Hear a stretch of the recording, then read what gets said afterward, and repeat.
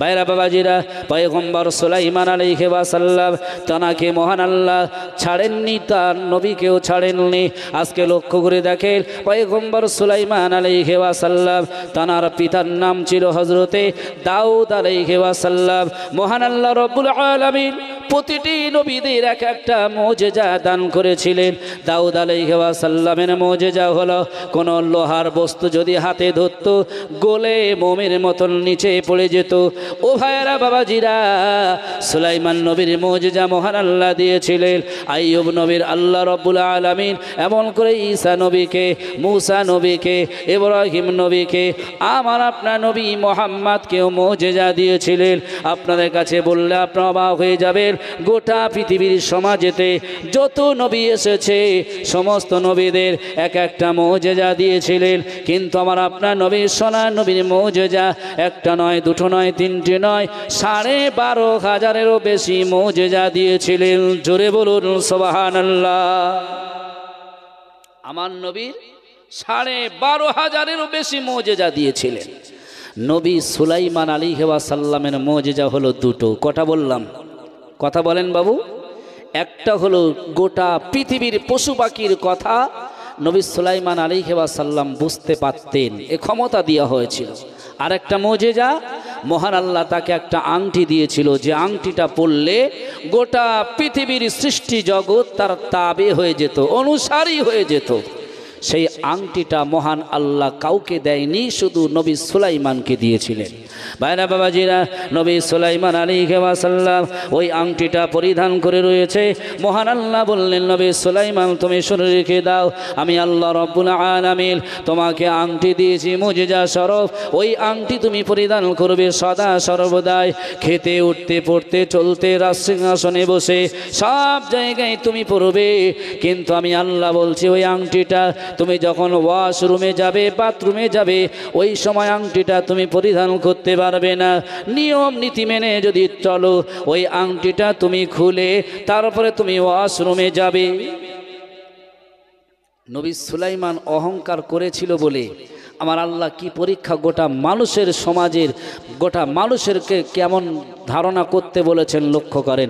মহান আল্লাহ রব্বুল আলামিন বললেন, ও নবী সুলাইমান, আমি আল্লাহ তোমাকে যে আংটিটা দিয়েছি ওই আংটিটা তুমি সর্বসময় পরতে পারবে, কিন্তু যখন তুমি ওয়াশরুমে যাবে, বাথরুমে, পেশাব পায়খানাতে যাবে, তখন তুমি আংটিটা খুলে তারপরে যাবে। এখন নবী সুলাইমান আলাইহি ওয়াসাল্লাম একদিন রাজসিংহাসনে বসে রয়েছে।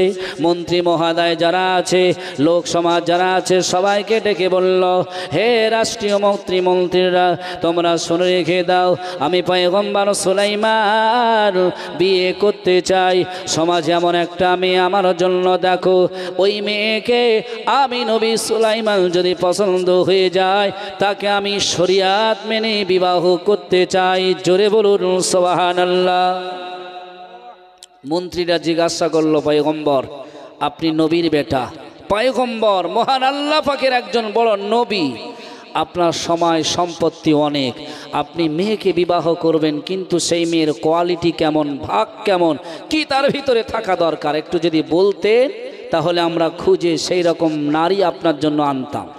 ভাইরা বাবাজিরা, ওই সময় নবী সুলাইমান বলেছিলেন, এ মন্ত্রী মহোদয় শুনে রেখে দাও, আমি পয়গম্বর সুলাইমান ওই রকম নারীকে বিবাহ করতে চাই যে নারীর ভিতরে কটা গুণ আছে, কটা কোয়ালিটি রয়েছে। প্রথম নাম্বার কোয়ালিটি থাকবে যে নারীর ভিতরে আমানত থাকবে, ওই নারীকে আমি সুলাইমান বিবাহ করব।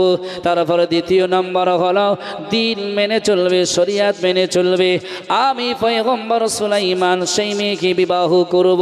তৃতীয় নম্বর কোয়ালিটি হলো ওই মেয়েটা পর্দাশীল হতে হবে, তারপরে আমি নবী সুলাইমান তাকে বিবাহ করব। চতুর্থ নম্বর কোয়ালিটি হলো ওই মেয়েটার পিতার সম্পদ থাকতে হবে, টাকা পয়সার মালিকও হতে হবে। কারণ আজকে সমাজের বুকে দেখবেন, একটা প্রধানের মেয়েকে যদি একটা রিক্সাওয়ালা বিয়ে করতে চায়, আমার তো মনে হয় কিছুদিন পরে খবর পেলে পেটাকে ফার্স্ট হতে হবে, ঠিক না বে ঠিক? কেউ যদি মনে করে আমার থাকার জায়গা নাই তেরেফলের ঘর আর আমি এমএলএ এমপির মেয়ে বিবাহ করব, সমাজে দেখা যায় এটা সম্ভবপর হয় না। তাই শরিয়াতের ভাষায় বলা হয়েছে কুফু, তোমরা মিলিয়ে মিলিয়ে বিবাহ করো। তাই নবী আমার জানাচ্ছেন লা তুনকাহুল মারআতু লিআরবাইন লিমালিহা ওয়ালি হাসাবিহা ওয়ালি জামালিহা। বিবাহর অধ্যায় যদি সামনে সময় পাই বলবো।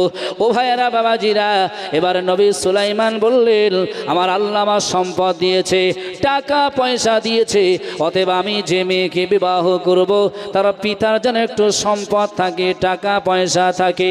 ও ভাইয়েরা বাবাজিরা, এই কথা দেশ দেশান্তরে বিভিন্ন জায়গায় ছুটতে লাগলো।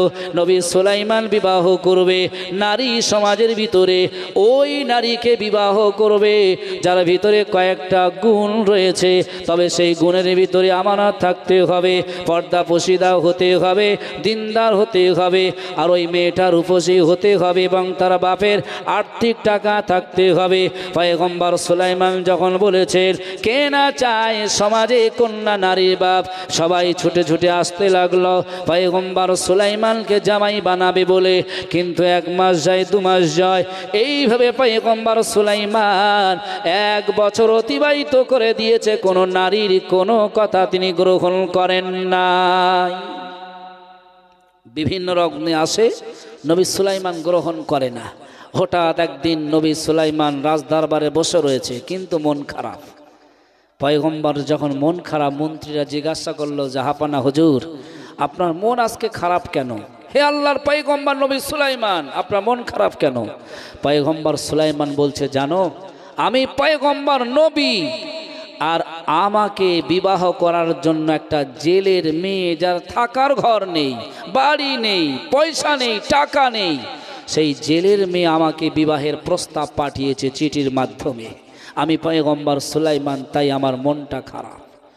মন্ত্রী মহোদয়রা বলল কই দেখি।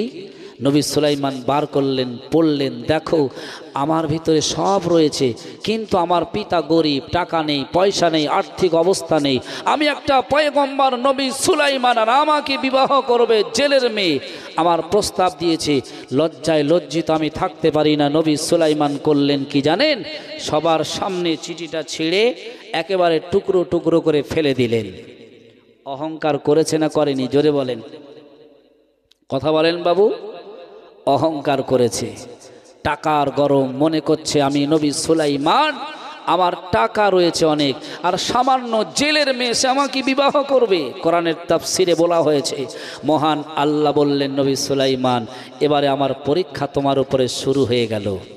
আচ্ছা, আল্লাহ যার উপরে পরীক্ষা করবে সেই মানুষটা কি আল্লাহর পরীক্ষার বাইরে চলতে পারবে বলে মনে হয়? কথা বলেন।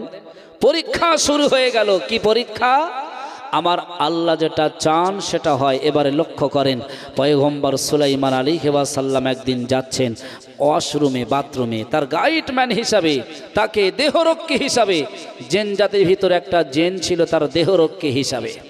বাথরুমের কাছে আংটিটা খুলে বলল দেহরক্ষী আমার এই আংটি নিয়ে একটু দাঁড়াও, আমি নবী সুলাইমান বাথরুমে যাব, ওয়াশরুমে যাব, আমি পরিষ্কার পরিচ্ছন্ন হয়ে আবার বাইরে এসে তোমার কাছ থেকে আংটিটা নিয়ে নেব। জেনজের মহান আল্লাহ ক্ষমতা দিয়েছিলেন প্রখর, যখন তখন যা রূপ ধারণ করবে করতে পারে। তো সঙ্গে সঙ্গে একটা জেন যার নাম হলো সাখর, সে নবী সুলাইমানের আকৃতি, তার দেহের আকৃতি সব কিছু গঠন নিয়ে এসে ওই জেনের কাছে বলল কই দাও আংটি দাও। নকল সুলাইমান হিসাবে তৈরি হয়ে বলছে আংটিটা দিয়ে দাও। এখন দেহরক্ষী জেন, উনি মনে করছে নবী সুলাইমান বাথরুমে গিয়েছিল, এই ফিরেছে, আংটিটা দিয়ে দিয়েছেন। এখন আংটি যার হাতে থাকবে সে দেশের রাজা হবে। জেন যখন হাতে পড়েছে সবাই তার তাবে হয়ে গেল, রাজ সিংহাসনে বসে পড়েছে। আর আসল সুলাইমান কোথায় চিল্লে বলেন? নাকি বুঝতে পারছেন না? আসল সুলাইমান যিনি, তিনি এখন ওয়াশরুমে, বাথরুমে, আর নকল সুলাইমান সে এখন রাজ দরবারে। পরীক্ষা চলছে কার? কে করছেন পরীক্ষা? আল্লাহর। লক্ষ্য করেন ভাইরা বাবাজিরা, এবারে লক্ষ্য করে দেখেন পয়গম্বর সুলাইমান আলাইহিস সালাম তিনি এবার বাথরুম থেকে টুকটুক করে বাইরে এসে বলল আমার আংটিটা দাও। এ তখন বলছে তুমি আবার কে? যিনি নকুল সেজে রাজ দরবারে বসেছে তিনি বলছে যে দেশে সমাজে নকল সুলাইমান বার হয়ে গেছে, যাকে তোমরা নকল সুলাইমান দেখবে ধরে ঠ্যাঙানো শুরু করে দাও। প্রতিটি মোড়ে প্রতিটি জায়গায় মন্ত্রীরা সবাই দাঁড়িয়ে গেল, ফৌজ দাঁড়িয়ে গেল। আর অরিজিনাল সুলাইমান যখন বাথরুম থেকে বার হলো, জেন বলছে তুমি আবার কে? বলছে তুই আমার চিনিস না, আমি তো সুলাইমান। বলছে সুলাইমান আগে যাও, বুঝবানি ঠেলা। নবী সুলাইমান বলছে সে কি, আংটিও দিল না, বরং বলছে আগে যাও, বুঝবানি ঠেলা। বুঝিত না নবী সুলাইমান রাজ দরবারের দিকে যাচ্ছে। আচ্ছা, আপনার যদি ঘর হয়, ভালো ঘর, আপনি ঘরের দিকে যেতে কি ভয় পাবেন নাকি? আপনার ঘরে আপনি যাবেন। নবী সুলাইমানের দরবারে নবী সুলাইমান যেই ঢুকছে, সবাই বলছে সেই নকল সুলাইমান আসছে, ধরো মারো। নবী সুলাইমানকে ধরলেন, এত মারা মারলেন, তার বেহুশ করে দিয়ে যিনি নকল সুলাইমান উনি বলছে ওকে ফেলে দিয়েছো, দ্বিতীয়বার যেন আর কোনোদিন সুলাইমান দাবি না করে। তাকে ধরে নিয়ে নদীর পাড়ে ফেলে দিয়ে আসলো। নদীর পাড়ে সচল অবস্থায় কারা চলাচল করে একটু জোরে বলবেন, কথা বলেন। জেলেরা, জেলেরা বেশি নদীর পাড়ে চলাচল করে, মাছ ধরে। তো একটা জেলে সে এসে দেখলো একটা সুন্দর যুবক ছেলে, সুন্দর চেহারা, অথচ তার কে যেন মেরে, কারা যেন মেরে তাকে ফেলে দিয়ে এসেছে। তাকে তুললেন, পানি দিলেন, খেলেন, সুস্থ করে তুললেন এবং বললেন বাবা তোমার বাড়ি কোথায়? ভাইরা বাবাজিরা, কোরআনের তাফসীরের মধ্যে এসেছে নবী সুলাইমান আলাইহিস সালাম সুস্থ হলেন বটে, জেলে জিজ্ঞাসা করলেন তোমার বাড়ি কোথায়? কিন্তু নবী সুলাইমান বলে করল আমি সত্য কথা যদি বলি এই জেলের হাতেও ঠেঙান খেতে হবে, ঠিক না বে ঠিক? আমি যদি বলি আমার বাপ দাউদ আর আমি হলাম সুলাইমান, তাহলে তো এও ধরে ঠেঙাবে, কারণ সমাজে এখন নকল সুলাইমান বার হয়েছে। সত্যি কথা বলার দরকার নেই। আচ্ছা, নবীরা কি মিথ্যা কথা বলে বলে মনে হয়? ভাইরা বাবাজিরা, কোরআনের তাফসীরে বলা হয়েছে নবীরা কোনোদিন কোনো সময় মিথ্যা কথা বলে না। ওই সময় নবী সুলাইমান তিনি একটা পথ অবলম্বন করলেন। তিনি বললেন বাবা আমি এখন অসুস্থ রয়েছি, সব কথা বলতে পারছি না, আমাকে একটু সুস্থ হলে তারপরে বলতে চাই। পয়গম্বর সুলাইমান আলাইহিস সালামের অসুস্থ দেহ দেখে জেলে তখন বলল বাবা তুমি তোমার বাড়ি বলতে পারছো না, পিতার নাম শোনাতে পারছো না, তাহলে তুমি শুনে রেখে দাও আমার বাড়ি 3 দিন তুমি থাকবে। চলো 3 দিন পরে তুমি সুস্থ হয়ে যাবে। সুস্থ যদি হয়ে যাও তারপরে তুমি সত্য কথা বলবে আর তুমি তোমার বাড়িতে যেতে পারবে। জোরে বলুন সুবহানাল্লাহ। অহংকার করেছিল কিসের? জোরে বলেন। জেলে, ও জেলে টাকা নেই আর ও আমার মেয়ে বিয়ে করবে, ওর মেয়ে আমার বিয়ে করবে, অহংকার করেছিল। আর আল্লাহ নিয়ে যাচ্ছেন সেই জেলের ঘরে, ঠিক না বে ঠিক? পারে না, পারে না? ভাইরা বাবাজিরা, এবারে নবী সুলাইমান আলাইহিস সালামকে নিয়ে যাওয়া হলো ওই জেলের ঘরে।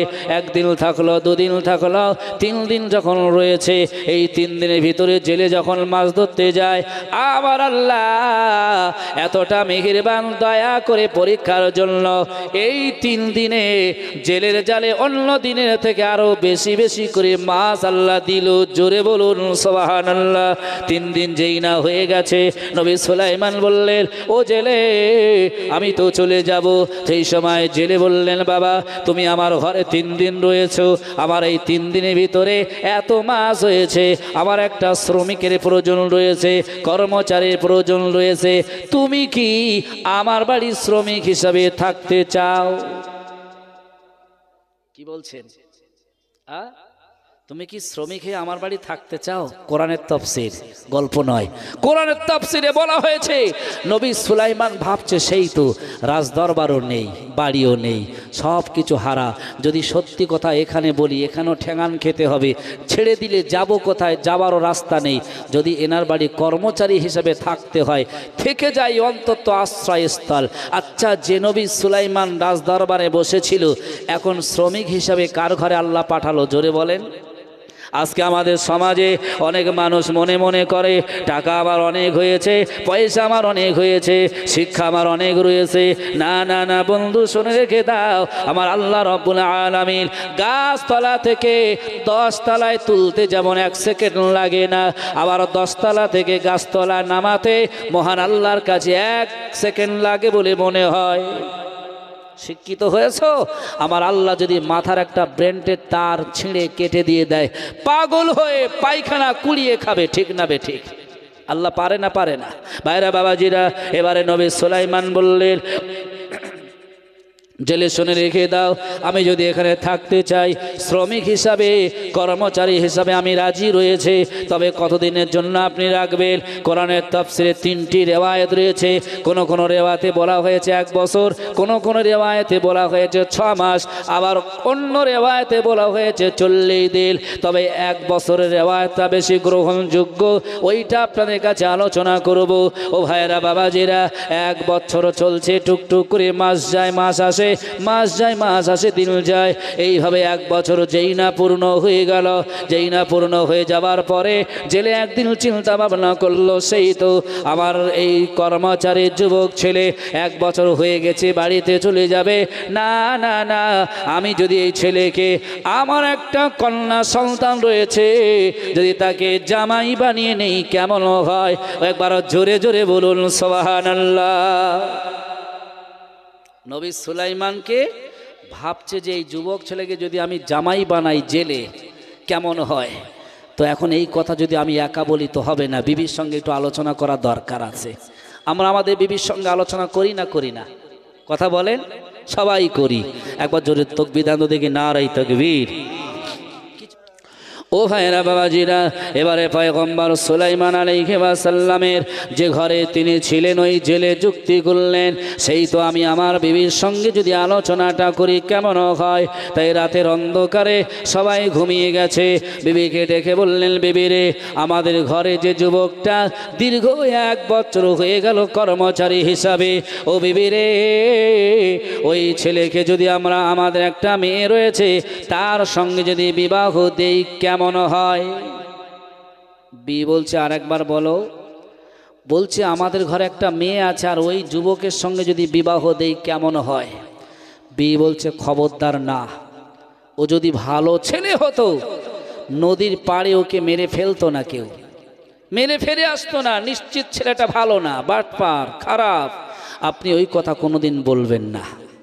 এখন জেলে চিন্তা করলো, সেই তো বিবিকে রাজি না করলে এমন ছেলেকে জামাই বানানো সম্ভব নয়, বিবিকে রাজি করতে হবে। কোরআনের তাফসিরে বলছে, জেলে পরের দিন সকালবেলা চলে গেল বাজারে, 2টো শাড়ি কিনেছেন সব থেকে ভালো, মিষ্টি নিয়েছেন আর মিষ্টি পান কিনে ঘরে ফিরেছে।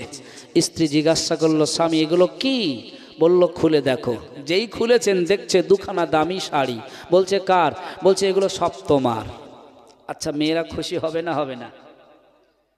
বলছে, তোমার, তার মানে ব্যাপারটা কি? তাহলে আমি একটু পড়ি। বলছে, হ্যাঁ তোমার জন্য এনেছি, তুমি পড়বে না তো কে পড়বে?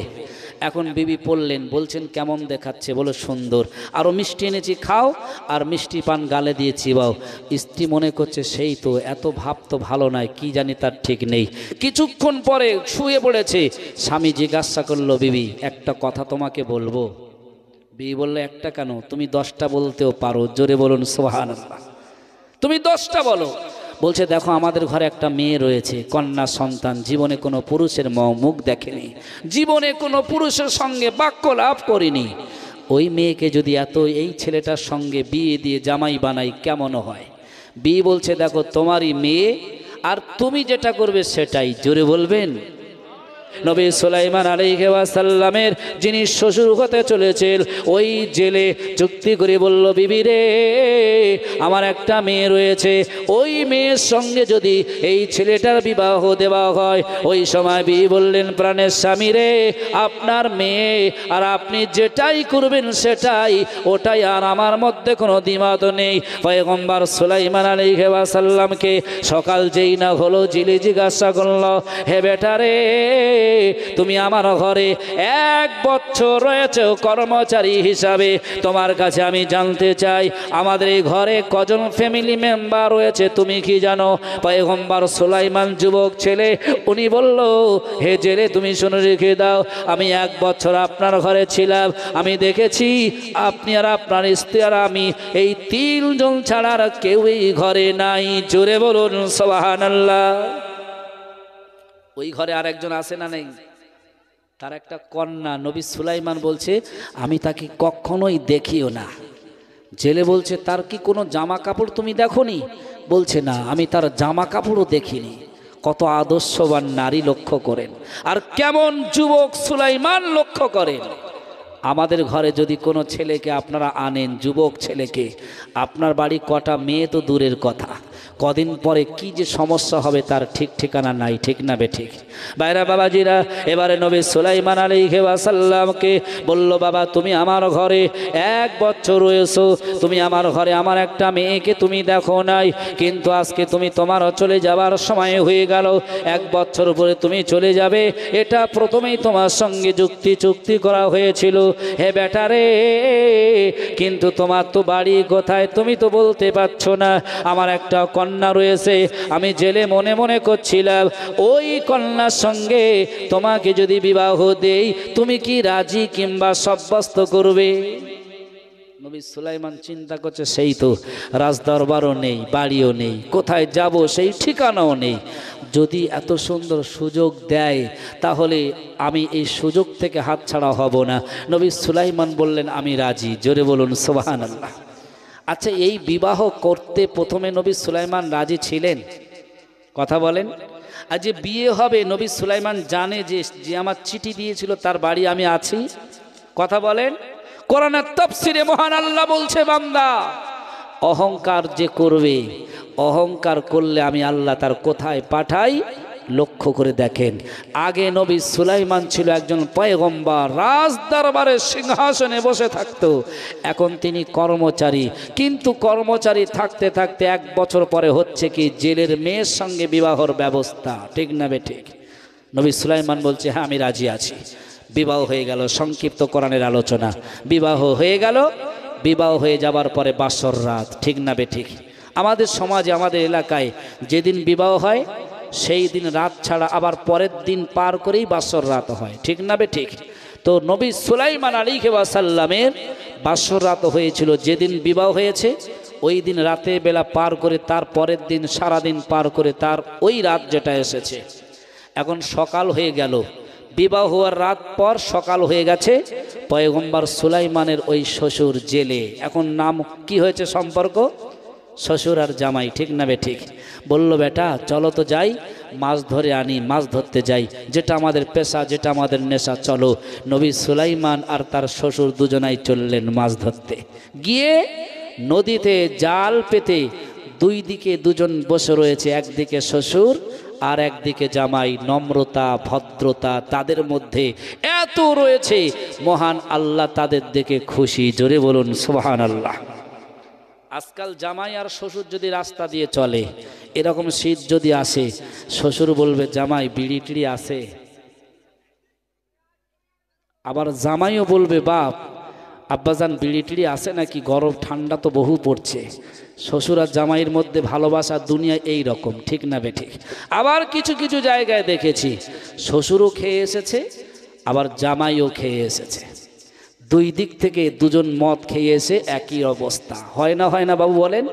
রসুল তাই বলেছেন মুদমিনুল খমর, যে ব্যক্তি প্রত্যেক দিন মদ পানে অভ্যস্ত হয়ে থাকে জান্নাত তাদের জন্য হারাম করে দেওয়া হয়েছে। এই আলোচনা থেকে লক্ষ্য করেন, কোরআনের তাফসিরে বলা হয়েছে নবী সুলাইমান নম্র ভদ্রতা ভাবে বিবাহর পরে উনি বসেছেন নদীর একদিকে, আর তার শ্বশুর জেলে বসেছেন আর একদিকে জাল পেতে। কিন্তু শুনছেন এদিকে, আপনারা এখন শোনেন না সেই রাজদরবারের কথা, শুনবেন নাকি? রাজদরবারে কি হচ্ছে, রাজ সিংহাসনে কি হচ্ছে জানেন?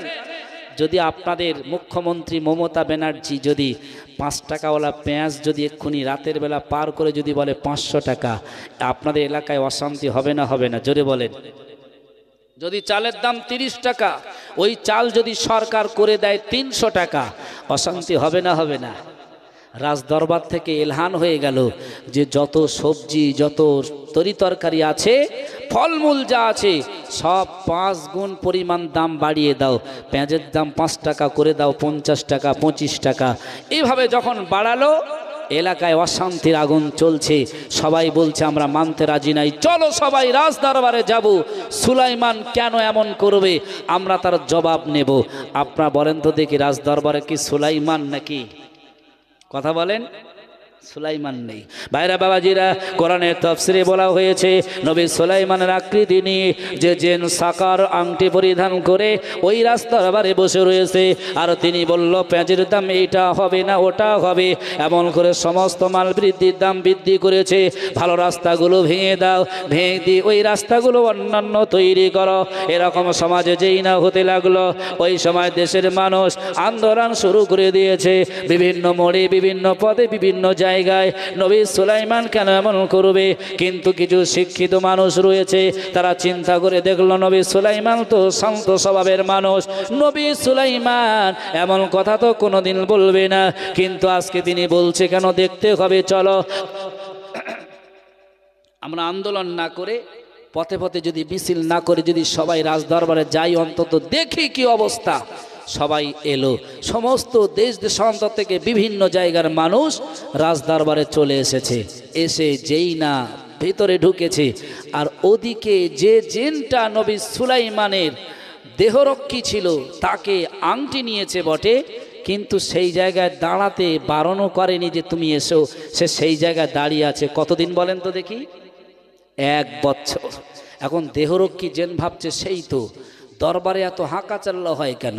নবী সুলাইমান ভালো, নবী সুলাইমান তো এমন কাজ করবে না, হাঁকাচাল্লা হয় কেন? যাই দেখে আসি এমন অবস্থা হচ্ছে কেন? যেই সাখার মানে ওই দেহরক্ষী জেন রাজদরবারে এসেছে। আচ্ছা বলেন তো দেখি, জেন কি জেনের দেখে চিনতে পারবে না পারবে না? চোর চোরের দেখলে অবশ্যই বুঝতে পারে, ডাকাত ডাকাতকে দেখলে অবশ্যই বুঝতে পারে, পারে না পারে না? জোরে বলে। তো জেন দেখছে যে তো নবী সুলাইমান না, এ তো আমাদের জেন জাতির ভিতরে সাখার। এ তখন চিল্লে বলছে, যিনি সুলাইমান সে যে বসে আছে উনি নকল সুলাইমান, উনি সুলাইমান নয়, ওকে ধরো। আর সাখার বলছে ও যেটা বলছে ওকে ধরো আগে। দুই দিক মানুষ কোন দিক যাবে? মানুষ বলছে একলা ধরলে হবে না, দুজনকেই ধরো। এখন সাখার চিন্তা করলো সেই তো বসে থাকলে আর বেশিক্ষণ চলবে না, মার খেতে হবে, পালাই। জেন এখন সাখার দৌড়াচ্ছে আর দেহরক্ষী জেন ও দৌড়াচ্ছে, দৌড়াতে দৌড়াতে আর মানুষ তেড়ে নিয়ে যাচ্ছে। আপনারা বলেন তো দেখি, জেন কথার অর্থ কি? অদৃশ্য। জেন কথার অর্থ কি? অদৃশ্য। ওরা যখন তখন যেখানে সেখানে অদৃশ্য হয়ে যেতে পারে। এখন সাখার চিন্তা করলো ওরা যে তেড়ে নিয়ে আসছে, আর যদি অদৃশ্য না হই ধরা পড়তে হবে, আর যদি অদৃশ্য হই আমার কাছে একটা আংটি রয়েছে, আংটি তো অদৃশ্য হবে না, যেখানেই যাব আংটি দেখা যাবে, অতএব আংটি কাছে রাখলে হবে না, আংটি ফেলে দিতে হবে। বাইরে বাবাজিরা, কোরআনের তাফসীরে বলা হয়েছে এখন সাখার উঠতে শুরু করে দিয়েছে, আর আংটি হাত থেকে খোলা হলো, খুলে নিয়ে ফেলে দিয়েছে। যেই না ফেলে দিল একটা অতল সমুদ্রে ওই আংটিটা যেই পড়ে গেল, একটা মাছ খাদ্য হিসাবে ওই আংটিটা যেই না গিলে নিয়েছে। আপনারা শুনেছেন নবী সুলাইমানের হাতে আংটি ছিল, গোটা পৃথিবী তারা তাবে হয়ে গিয়েছে। যেই না জেনের হাতে আংটি ছিল, গোটা পৃথিবী তারা তাবে হয়ে গিয়েছে। এবারে আংটি যেই মাছের পেটে রয়েছে ওই মাছটার জন্য গোটা সমুদ্রের মাছ তার জন্য তাবে হয়ে গেল। জোরে বলুন সুবহানাল্লাহ। ওই মাছটা যেদিকে যায় সমুদ্রের সব মাছ তার পিছনে পিছনে দৌড়ায়, কেউ আর এদিকে ওদিকে যায় না। এখন বড় মাছটা ভাবছে সেই তো জ্বালা যন্ত্রণা, আমি যেদিকে যাই এরা সেদিকে যায়, কি ব্যাপার, কি খাদ্য খেলাম তার ঠিক নেই। এখন চলতে চলতে চলতে যেদিকে যাচ্ছে সেদিকে সব মাছ। আপনারা বলেন তো দেখি, নদীর সামনে কারা জাল পেতে বসে আছে? জামাই আর শ্বশুর। আংটিটা কার? কথা বলেন। সুলাইমানের। এখন কার কাছে আছে? মাছের কাছে। মাছ কোন দিকে যাবে বলে মনে হয়? যাবে বলে মনে হয় নাকি? একটু তাকবীর দেন, নারায়ে তাকবীর। কোরআনের আলোচনায় বলছে মহান আল্লাহ, এবারে নবী সুলাইমান আর তার শ্বশুর জেলে জাল পেতে যেই বসে আছে, মাছ দেখছে সেই তো, আমি তো যেদিকে যাচ্ছি সেদিকে সব নদীর মাছ যাচ্ছে, না আমি একদিকে ছুটি।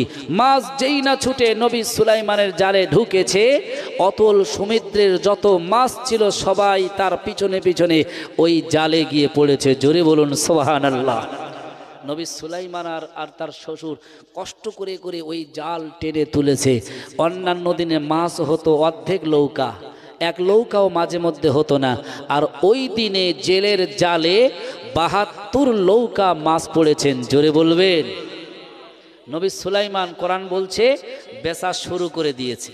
বেচতে বেচতে বেচতে বেচতে ৭২ নৌকা সব মাছ বিক্রি হয়ে গেল, অনেক টাকার মালিক হলো। আচ্ছা, নবী সুলাইমান বিবাহ করবে না বলেছিল জেলে, কারণ তার টাকা ছিল না। টাকার ব্যবস্থা আল্লাহ করেছে না করেনি? অনেক টাকা, কিন্তু জেলে ভাবছে সেই তো আমার মেয়ের আজকে দিন গেলে রাত্রেবেলা বাসর রাত, আর যদি একটা মাছ না নিয়ে যাই, এই মাছটা দেখতে ভালো বড়, এই মাছটা যদি গিয়ে আমার মেয়েকে দেই আর নিজে হাতে রান্না করে যদি জামাইকে দেয় বাসর রাতে খেতে, আমি তার শ্বশুর খুশি হয়ে যাব। এখন সব মাছ বেচে দিল, কিন্তু বড় এবং দেখতে ভালো যে মাছ, যার পেটে আংটি, জানে না যে আংটি রয়েছে, এখন দেখতে ভালো আর বড় আংটিটি ওই মাছটা নিয়ে বলল, যাক আজকে এই মাছটা নিয়ে যাব, আমার আজকে মেয়ের বাসর রাত, মেয়ের হাতে দেব, মেয়ে বানিয়ে আমার জামাইকে খাওয়াবে। জোরে বলুন সুবহানাল্লাহ। ও ভাইরা বাবাজিরা, কোরআনের তাফসীরে বলা হয়েছে পয়গম্বর সুলাইমান আলাইহিস সালামের শ্বশুর এবার চিন্তা করলো, সেই তো মাছ একটা আমি যদি বাড়িতে নিয়ে যাই, আমার মেয়ের হাতে দেব, আর মেয়ে ওটাকে সুন্দর করে রান্না করবে, আজকে আমার মেয়ের বাসর রাত জামাইকে খাইয়ে দেবে। তাই মাছটা নিয়ে বাড়িতে এসে বিবিকে বলল, বিবি রে, আজকে একটা ঘটনা ঘটে গেছে, বিয়ে দিয়েছি মেয়েকে এই জামাইয়ের সঙ্গে, এই ছেলের সঙ্গে, মাত্র একটা রাত পার হয়ে প্রথম দিন যেই না মাছ ধরতে গিয়েছে নদীতে, ও বিবি রে, আমি জেলে বলছি শুনে রেখে দাও, অন্যান্য দিনে এক নৌকা মাছ হতে বড় কষ্ট হয়, আজকে বিবাহের পরে এই জামাইকে যেই না নিয়ে গিয়েছে, আমার আল্লাহ আমার জালে ৭২ নৌকা মাছ দিয়েছে। বিবি বলল, প্রাণের স্বামী রে, এই ছেলে ১ বছর আমাদের ঘরে ছিল, যদি আজকে বিয়ে দেওয়ার পরে এত মাছ হয়, ১ বছর আগে যদি বিয়ে দিতেন মনে হয় প্রত্যেক দিন মাছ পেতাম। মেয়েরা সাধারণত এরকম হয়, ঠিক না বেঠিক? যেদিন পানি হয় সেই দিকে গড়ায়। বলছে জামাই যদি একদিন গিয়ে এত মাছ হয়, প্রত্যেক দিন এত মাছ হওয়ার জন্য ১ বছর আগে বিয়ে দিলে আমরা অনেক টাকার মালিক হতাম। স্বামী বলছে, দেখো একদিন বিয়ে তোমাকে বলেছিলাম তো, তুমি প্রথমে নাকচ করলে, এই ছেলেটা খারাপ, অমুক তমুক, আমি বিবাহ দিয়েছি, যেই একদিন মাছ ধরতে নিয়ে গিয়েছি আমার আল্লাহ জালে অগণিত মাছ দিল। তবে শোনো, একটা মাছ তার ভিতর থেকে আমার পছন্দ হয়েছে, আর সেই মাছটা নিয়ে এসেছি, আজকে আমার মেয়ের বাসর রাত না?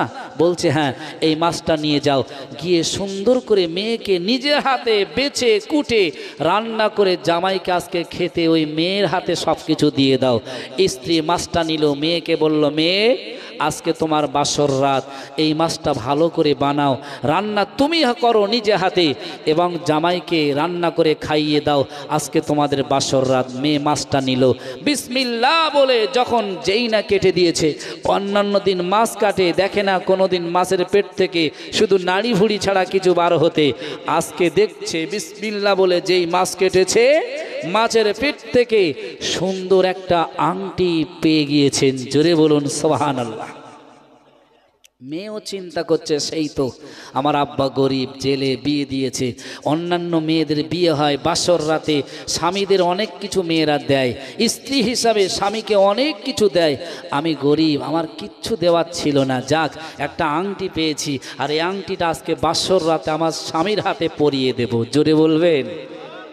আংটি যাচ্ছে বলে মনে হয় নাকি? কোথাকার আংটি আর কোথায় আল্লাহ নিয়ে যাচ্ছে লক্ষ্য করেন। সেজন্য অহংকার করবা না। কোনোদিন অহংকার যদি করেছো, আল্লাহ অবশ্যই অহংকার পছন্দ করে না, ঠিক না বেঠিক? ভাইরা বাবাজিরা, উলামায়ে বুঝবিল্লাহ, কোরআনের তাফসীরে এরকম অনেক ঘটনা রয়েছে। পয়গম্বর সুলাইমান আলাইহিস সালাম বাসর রাতে তিনি থাকবেন। এখন ইতিমধ্যে মেয়েটা মা যেই না কুটেছে, তখন একটা আংটি পেয়ে গেল। আর চিন্তা করে দেখলো, এই আংটিটা নিয়ে আজকে আমি আমার বাসর রাত রয়েছে। মেয়েরা সাধারণত বাসর রাতে প্রাণের স্বামীকে অনেক কিছু দেয়। আমি আজকে আমার স্বামীর হাতে আংটিটা পরিয়ে দেব, এছাড়া আমার কাছে আর কিছু দেওয়ার নেই। কারণ রাসূল বলেছে, লা তুনকাহুল মারওয়াতু লিআরবাইন, তোমরা গুণ দেখে বিবাহ করো চারটে, তার ভিতরে একটি হলো লিমালিহা, ওই মেয়েটার বাপের ধন সম্পদ আছে কিনা, অলি হাসাবিহা, ওই মেয়েটার বংশমর্যাদা ভালো কিনা, অলি জামালিহা, আর ওই মেয়েটার সৌন্দর্য কিনা, আর অলি দীনিহা, আর তার দিন পরায়ণতা আছে কিনা তোমরা দেখে নিয়ে নাও। আমার আপনার নবী বলেছেন, ফাজফার বাজবি জাতির দিন তার বিয়াতে ইয়াদাকা, ও পৃথিবীর মানুষেরা, তোমরা এই চারটে গুণের ভিতরে শেষ গুণটা তোমরা যদি না দেখো, তোমাদের হাত দুটো ধলায় প্রসারিত হয়ে যাক। ও ভাইরা বাবাজিরা, আজকে বলুন আমরা যখন দেখাশোনায় যাই, মেয়েটার দিন পরায়ণতা, ধার্মিক কিনা, পর্দাশীলতা কিনা, ওই মেয়েটা কোরআন পড়ে কিনা, ওই মেয়েটা ভালো পর্দা করতে জানে কিনা, ওই মেয়েটা বাপের খেদমত করবে কিনা, এটা আমরা দেখি না জোরে বলেন। বরং আমরা আজকে দেখি জরি না তার চুলের কাঠিনটা, আমরা আজকে দেখি ওই মেয়েটার কিভাবে সে দুনিয়াতে পর্দা ছাড়া চলবে। তবে আমার মনে হয় বর্তমান সমাজে অনেক ছেলে রয়েছে, 100-র ভিতরে একজনও চায় না যে বেহায়া মা নারী তাদেরকে বিবাহ করে ঘরে তুলবো, ঠিক না বেঠিক? ছেলেরা চায় বলে মনে হয়। এখনকার মেয়েরা দেখেছি, বাবা মোবাইল উঠেছে, টিকটক ভিডিও একেবারে তুমুল বেগে চলছে। আমি বিভিন্ন জায়গায় যাই, আর এই দেখাশোনা সম্বন্ধে অনেক হাদিস রয়েছে, বলা বলিও করি।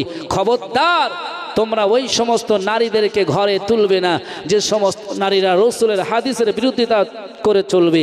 আজকে লক্ষ্য করে দেখেন, বিবাহর মাজলিস নিয়ে ও শরিয়াতের অনেক নিয়ম শৃঙ্খলা ভঙ্গ করে চলছে, ঠিক না বেঠিক?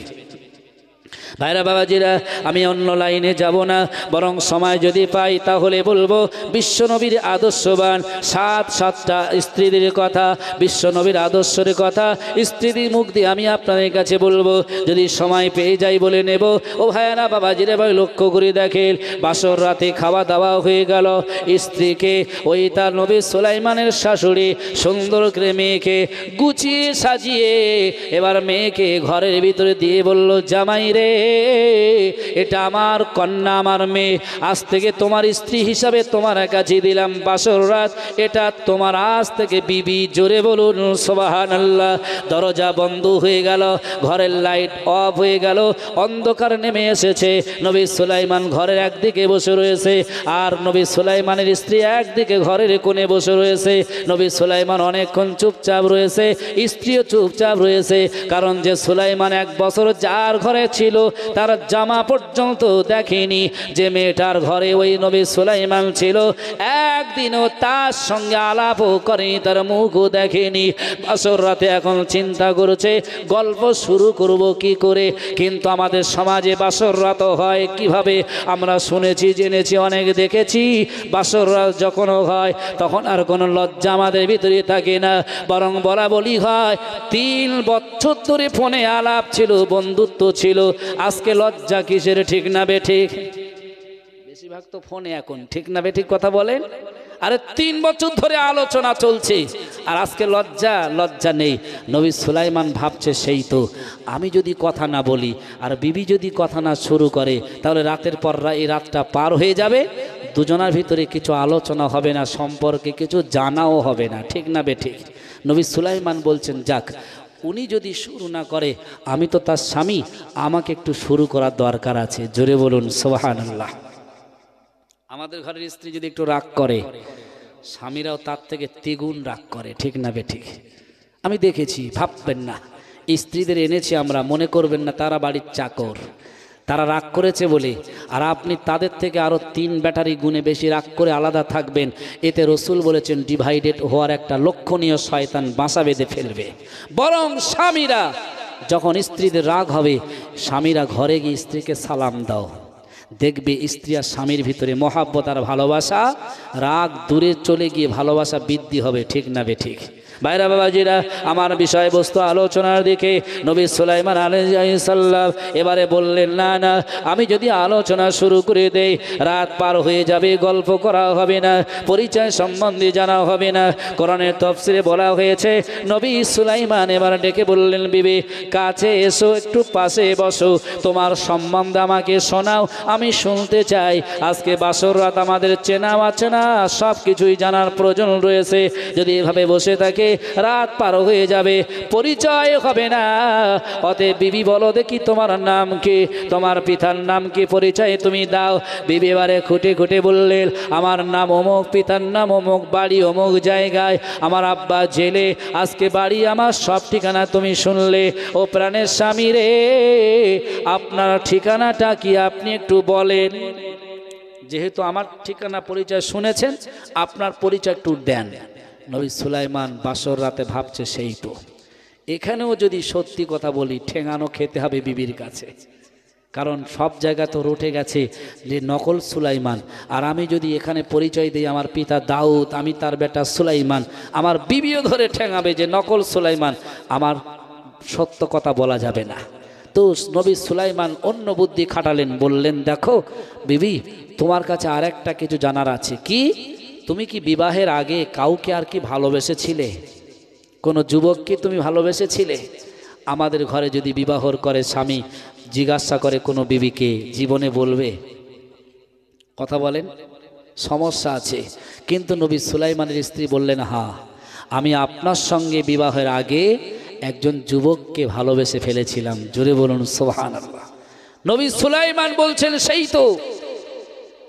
এনার আব্বা বলেছে, জেলে বলেছে, মেয়ে কারোর মুখ দেখেনি, পরপুরুষের সঙ্গে আলাপও করেনি, কিন্তু একটা যুবককে ভালোবেসেছে, কি করে? শুনতে হবে। ভাইরা বাবাজিরা, এবারে নবী সুলাইমান বলছেন, তুমি যে যুবককে ভালোবাসতে, সেই যুবকের নাম কি, ঠিকানাটা কি বলো, একটুখানি শুনিয়ে দাও। ওই সময় বিবি বললেন, শোনো প্রাণের স্বামী, আমি আমার জীবনে একটা যুবককে ভালোবেসে ফেলেছিলাম। সেই যুবকটা অন্য কেউ নয়, সেই যুবকটা এই সমাজের, এই পৃথিবীতে বর্তমান জামানার নবী, তার নাম হলো নবী সুলাইমান আলাইহি ওয়াসাল্লাম। আমার বড় ইচ্ছা হয়েছিল যে নবী সুলাইমান বিবাহের জন্য প্রস্তাব পাঠিয়েছিল। ওই যে প্রস্তাবে লেখা ছিল, ওই প্রস্তাবে বলা ছিল ওই নারীকে তিনি বিবাহ করবেন, যে নারীর ভিতরে আমানত রয়েছে, যে নারীর সৌন্দর্য রয়েছে, পর্দা পুশিদা রয়েছে। কিন্তু আমার ভিতরে সব কিছু ছিল, কিন্তু একটা চুক্তি আমার ভিতরে ছিল না, যেটা আমার সম্পদ আমার বাপের ছিল না। কিন্তু নবী সুলাইমান বলেছিল, যার ঘরে এত কিছু থাকবে তারপরেও তার বাপের সম্পদ থাকতে হবে। কিন্তু আমি এই নিয়ে চিঠি করেছিলাম নবী সুলাইমানকে, আমি বলেছিলাম, আশা দিয়েছিলাম, রাতের পর রাত জেগে জেগে আল্লাহকে বলেছিলাম, আল্লাহ আমাকে যেন নবী সুলাইমানের বিবি হিসাবে আপনি গ্রহণ করে নেন। কিন্তু না না না, প্রাণের স্বামী রে, আমি যে যুবককে ভালোবেসে ফেলেছিলাম, ওই যুবককে মহান আল্লাহ আমার জন্য কবুল করি নাই। তবে আমার একটা আশা, যেন কিয়ামতের দিন নবী সুলাইমান আমার স্বামী হিসাবে আমি তাকে গ্রহণ করতে পারি। জোরে বলুন সুবহানাল্লাহ। আচ্ছা, আল্লাহ কি তাদের আশা কবুল করেছে বলে মনে হয় নাকি? নবী সুলাইমানও জানে না, বিবিও জানে না। বিবি বলছে, দেখো স্বামী, আমি ওই ছেলেটাকে ভালোবেসেছি, আমি তার সম্পদ দেখে নয়, টাকা দেখে নয়, তার রাজ দরবার দেখে নয়, আমি তাকে ভালোবেসেছিলাম একটাই জিনিস দেখে, সেটা হলো তিনি একটা পয়গম্বর, তিনি একজন নবী। আর আমি যদি সেই নবীর স্ত্রী হতে পারি কিয়ামতের দিনে, আমি গর্ববোধ করব। এজন্যই তাকে আমি ভালোবেসে ফেলেছিলাম। জোরে বলুন সুবহানাল্লাহ। নবী সুলাইমান কিরাম মানে চালাক করছে, দেখেন, বলছে, তোমার আব্বা তো বলেছিল যে এই নারীকে কেউ দেখেনি, নারী কারুর মুখও দেখেনি, তা তুমি কি করে ভালোবাসলে?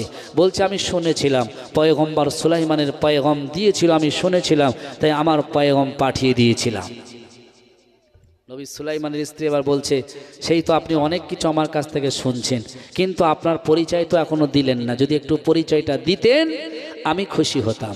ভাইরা বাবাজিরা, এবারে নবী সুলাইমান আলাইহিস সালাম পরিচয় তিনি দেবেন, দেওয়ার আগে বলছেন, ও বিবি তুমি শুনে রেখে দাও, আমার পরিচয় তোমাকে নিশ্চিত বলবো, কারণ আমি তোমার স্বামী হয়েছি, তুমি আমার স্ত্রী হয়েছো, আমার পরিচয় তোমাকে দেব, নিশ্চিত তোমাকে দেব। তবে তুমি শুনে রেখে দাও, বাসর রাতে অনেক মেয়েরা তার স্বামীদের জন্য অনেক হাদিয়া, অনেক উপঢৌকন নিয়ে আসে। ও বিবি রে, তুমি আমার জন্য কি নিয়ে এসেছো বলো? ওই সময় মেয়ে ছেলে বিবি বলল, প্রাণের স্বামী রে, আমি আপনার জন্য কিছুই আনতে পারি নাই, তবে আমার আব্বাজান আজকে মাছ ধরতে গিয়েছিল, সমুদ্রে মাছ হয়েছে অনেক, তার ভিতরে একটা মাছ বাড়ি নিয়ে এসেছে। ওই মাছটা যেই আমি করতে গিয়েছিলাম, যেই না কেটেছি, ভিতর থেকে আংটি পেয়েছে। আমি আপনার বিবি, আমি আশা করে রয়েছে ওই দুনিয়াতে কিছু না দিতে পারলেও ওই আংটিটা আপনাকে পরিয়ে দেব। নবী সুলাইমান যে হাতটা বাড়িয়ে দিলেন, বিবি যেই না আংটি পরিয়ে দিলেন, মহান আল্লাহ বললেন, গোটা পৃথিবীর সমস্ত দায়িত্ব রাজ দরবার থেকে আবারও সব কিছু ফিরে পেলেন। জোরে বলুন সুবহানাল্লাহ। এবারে বললেন নবী সুলাইমান, বিবি শুনে রেখে দাও, আমি অন্য কেউ নয়, আমি যুবক, তোমাদের ঘরে যখন এসেছিলাম ওই নদীর পাড়ে পড়েছিলাম, আমাকে মেরেছে, আমাকে মেরে ফেলে দিয়ে এসেছিল। এর কারণ হলো আমি আল্লাহর সঙ্গে অহংকার করেছিলাম। তুমি যে চিঠিটা দিয়েছিলে বিবিরে, আমাকে ক্ষমা করে দিও।